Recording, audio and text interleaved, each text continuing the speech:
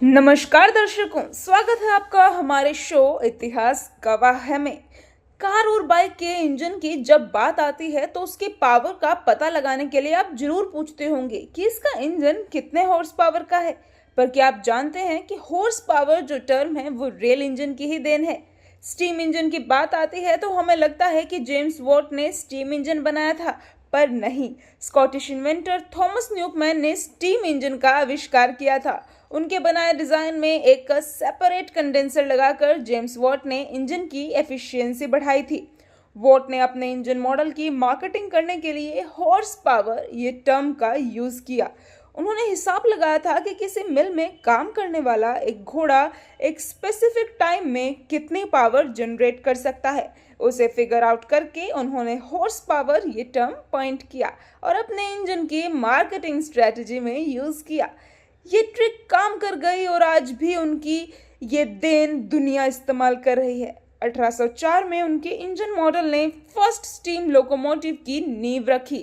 68,000 kilometre की root length के साथ इंडियन रेलवे दुनिया में fourth largest national railway system है। इसकी शुरुआत वॉस ब्रिटिश हुकूमत के दौरान 16 अप्रैल 1853 को हुई थी, जो मुंबई से थाने तक लगभग 34 किलोमीटर तक पहली बार रेल चली थी। तो हमारा आज का हिस्टोरिकल शो डेडिकेटेड है history of the birth of rail transport को। दुनिया भर के कई देशों में रेलवे का इतना बड़ा नेटवर्क है कि रेलवे से आप उस पूरे देश को नाप सकते हैं। पर इंडिया में रेलवे सिर्फ ट्रांसपोर्टेशन सिस्टम नहीं है, ये देश की लाइफलाइन है। तो कैसे हुई इसकी शुरुआत, कैसे मिला दुनिया को रेल ट्रांसपोर्ट, ये सब कुछ आज हम जानेंगे अपने इस हिस्टोरिकल शो में। तो लास्ट तक जरूर बने रहें। इंडस्ट्रियल रेवोल्यूशन की सबसे बड़ी देन थी स्टीम इंजन और रेलवे। लोगों को यकीन हो गया था कि ये टेक्नोलॉजी दुनिया बदल कर रख देगी।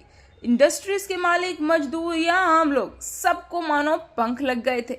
स्टीम इंजन से चलने वाले ट्रेन ज्यादा कच्चा माल और मजदूर फैक्ट्रीज तक लाने लगे थे। इससे टाइम तो बच ही रहा था और इंडस्ट्रीज को भी कहीं ना कहीं लगने लगा था कि अब उन्हें आजादी मिल गई है। आज का modern railway network industrial revolution की ही देन है। सन 1698 में थॉमस सेवरी ने एक स्टीम पावर पंप इन्वेंट किया था। फिर 1712 में थॉमस न्यूकमैन ने सेवरी के डिजाइन को बेहतर बनाया और उसकी पावर भी इंक्रीज कर दी। आगे चलकर जेम्स वॉट ने न्यूकमैन के बने डिजाइन को इम्प्रूव किया और स्टीम इंजन के फ्यूल कंजप्शन को बहुत हद तक कम कर दिया। इस तरह इंजीनियर तब तक लगे रहे जब तक उन्हें एक हाई प्रेशर मॉड्यूल नहीं मिल गया जो हैवी वेट कैरी कर सकता हो। इस तरह 1801 में रिचर्ड ट्रैफिक ने पहले स्टीम पावर व्हीकल इन्वेंट किया, लेकिन तब आज जितने बेहतर रूट नहीं थे। तो उन्होंने 1803 में एक ऐसी इंजन बनाई जो ट्रैक्स पर भी दौड़ सकती थी। जी हाँ, वो ट्रैक्स पर भी दौड़ सकती थी और यहीं से स्टीम पावर रेलवे ट्रेन का जन्म हुआ। लेकिन हर टेक्नोलॉजी अपने साथ कुछ दिक्कतें भी लाती है।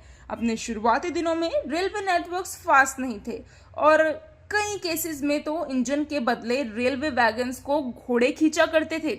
एक वाक्य तो ऐसा भी है जहां घोड़े ने रेलवे इंजन को ही हरा दिया था। इंडस्ट्रियल रेवोल्यूशन के दौर में ही बाल्टीमोर एंड ओगायो रेल रोड पर घोड़े की तरह दौड़ रहे थे। पर कंपनी को पता था कि जमाना मशीन्स का है, मसल्स का नहीं, क्योंकि वेस्ट वर्जीनिया में बाल्टीमोर, मैरीलैंड और व्हीलिंग के बीच 380 मील की रेल लाइन पर सिर्फ घोड़े दौड़ने से बात नहीं बनने वाली थी। तब 1830 में उस इंजीनियर पीटर कूपर के बनाए रेल इंजन टॉम थम ने घोड़े के साथ एक रेस लगाई थी। रेस में टॉम थम काफी देर तक आगे रहा, पर इंजन के बोलर का एक लेदर बेल्ट खुल जाने से इंजन बंद हो गया। गर्म इंजन को ठीक करते हुए कूपर ने अपने हाथ भी जला लिए थे, पर तब तक रुकी हुई ट्रेन दोबारा मोमेंटम लेती घोड़ा रेस जीत चुका था। एक और दिक्कत थी बॉयलर एक्सप्लोजन। जी हाँ, बॉयलर एक्सप्लोजन के साथ अगर केसेस स्टीम लोकोमोटिव के साथ हुई, क्योंकि बॉयलर बैरल में बॉइलिंग वाटर अंडर प्रेशर चला जाता है और ट्यूब के अंदर सुपर हीटेड गैस बनने के चलते एक्सप्लोजन हो जाता है। सिर्फ यूके की बात करें तो 1815 से 1962 तक कुल 137 लोकोमोटिव बॉयलर्स ब्लास्ट हुए थे। इनमें से 112 ब्लास्ट 19वीं सदी में हुए थे और 15 ब्लास्ट 23वीं सेंचुरी में हुए थे। अगर आप स्टीम इंजन का इतिहास जानना चाहते हैं तो हमारी लाइब्रेरी में मौजूद show history of steam engine आपको जरूर से देखना चाहिए। खैर, 25 जुलाई 1814 का दिन वो मौका था जिसने इतिहास में अपना नाम दर्ज करवा दिया। जॉर्ज स्किपेंशन और उनके बेटे रॉबर्ट ने मिलकर के पहले प्रैक्टिकल स्टीम लोकोमोटिव बना लिया था और ट्रैवलिंग इंजन कहा गया था, जो किलिंगवर्थ कोल माइन के लिए बनाया गया था। सन 1848 में जॉर्ज स्टिपेंशन के गुजर जाने के बाद उन्हें तो फादर ऑफ द रेलवे कहा जाने लगा, लेकिन दुनिया को अलविदा कहने से पहले ही उन्होंने रेलवे ट्रैक्स को इम्प्रूव किया और किलिंगबर्थ के साथ साथ कई और कोयला खदानों के लिए भी लोकोमोटिव्स बनाए। 1825 आते आते उनके इंजन को लोकोमोशन नाम दे दिया गया। 1825 में ही बिजनेसमैन के लिए उन्होंने डार्लिंगस्टन से स्टॉकटन तक एक रेलवे नेटवर्क लगवाया, जो 450 लोगों को बिठाकर 25 मील तक चला। इसे दुनिया का पहला पब्लिक पैसेंजर स्टीम ट्रेन कहा गया। उनका अगला इंजन था रॉकेट, जो 36 माइल पर आर तक दौड़ सकता था। जी हाँ, 36 माइल पर आर तक दौड़ सकता था, जो लिवरपूल और मैनचेस्टर के बीच चला। इसे लोग आयरन हॉर्स कहते थे। रेलवे इंजन बनाने के लिए जॉर्ज ने न्यूकासल में अपनी एक फैक्ट्री भी डाली थी। यहीं से शुरुआत हुई रेलवे आगे की। जी हाँ, 022 व्हील अरेंजमेंट वाले रॉकेट के फ्रंट में 16 फीट लंबी एक चिमनी लगी थी। बीच में लगा था एक सिलेंडर शेप वाला बॉयलर और सबसे पीछे एक सेपरेट फायर बॉक्स। अगले हिस्से में जो पहिए लगे थे वो लकड़ी के बने थे और 38 डिग्री एंगल पर लगे 2 एक्सटर्नल सिलेंडर से चलते थे। पीछे लगे छोटे पहियों को सामने वाली ड्राइविंग व्हील से जोड़ा नहीं गया था। इस तरह से 022 व्हील अरेंजमेंट मिला। एक सिलेंडर से एक पाइप पंप की ओर लगा था, जो बॉयलर में पानी पंप करता था। एक वॉल्व से पानी की सप्लाई कंट्रोल की जाती थी और आज ये इंजन शेल्डन इंग्लैंड के लोकोमोशन म्यूजियम के डिस्प्ले में रखा गया है। रेलवे ट्रांसपोर्ट की हिस्ट्री में एसएनडीआर या स्टॉकटन या डोल्टन रेलवे ने अंधेरे में मशाल का काम किया था। 1825 से 1863 तक कंपनी ने पूरे नॉर्थ ईस्ट इंग्लैंड में अपनी सर्विस दी। इसका पहला रूट था शेल्डन में डरहम से डार्लिंगटन तक, जिसकी शुरुआत 27 सितंबर 1825 को हुई थी। ऑपरेशन के पहले ही दिन से ट्रेन चलाने के लिए कॉल पार्ट वैगन यूज किए गए थे।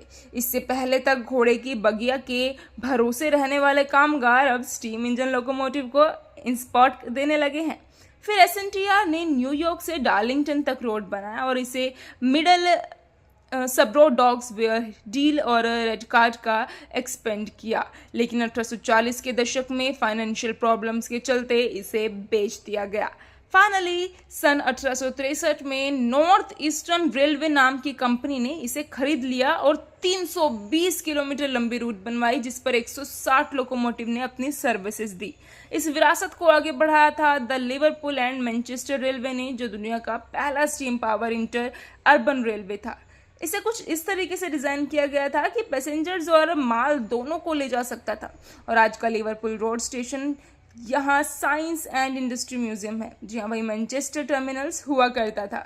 1830 में जब इस रेलवे की शुरुआत हुई तो उसने ट्रेड एंड ट्रैवल में रेवोल्यूशन ला दिया।